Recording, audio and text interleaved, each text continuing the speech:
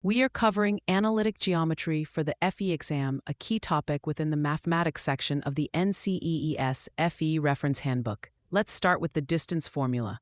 On the exam, you're more likely to see this in 3 dimensions than 2.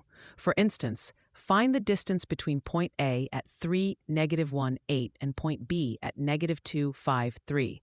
The formula in your handbook extends to 3D, the square root of the sum of the squared differences in each coordinate. So, we calculate the square root of -2 minus 3 squared plus 5 minus -1 squared plus 3 minus 8 squared. This becomes the square root of -5 squared plus 6 squared plus -5 squared, which is the square root of 25 plus 36 plus 25, or the square root of 86. A common trap is mismanaging the negative signs, especially when subtracting a negative coordinate. Now let's move to conic sections. The most frequently tested conic is the circle. The exam won't just give you the standard form. It will likely provide the general form and ask for the center or radius. For example, if you're given x squared plus y squared plus 4x minus 10y minus 7 equals 0, you must complete the square. Group the x and y terms. X squared plus 4x plus y squared minus 10y equals 7. To complete the square for x, take half of 4, which is 2, and square it to get 4. For y, take half of -10, which is -5, and square it to get 25. Add these to both sides. X squared plus 4x plus 4 plus y squared minus 10y plus 25 equals 7 plus 4 plus 25. This simplifies to x plus 2 squared plus y minus 5 squared equals 36.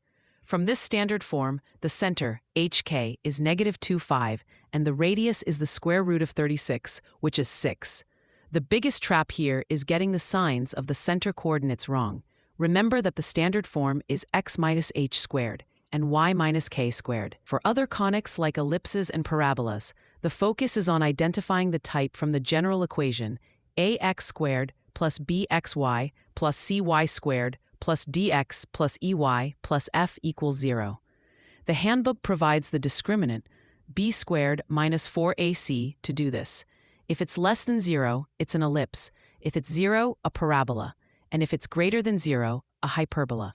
Finally, let's discuss vectors, a topic with high-yield, straightforward points.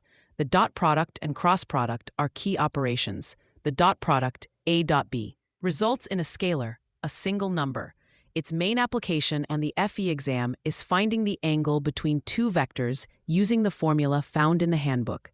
A dot b equals the magnitude of A times the magnitude of B times the cosine of the angle theta. The cross product, A cross B, results in a new vector that is perpendicular to both original vectors.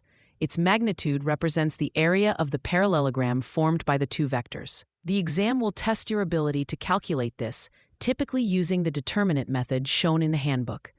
An extremely common mistake is mixing up these 2 operations.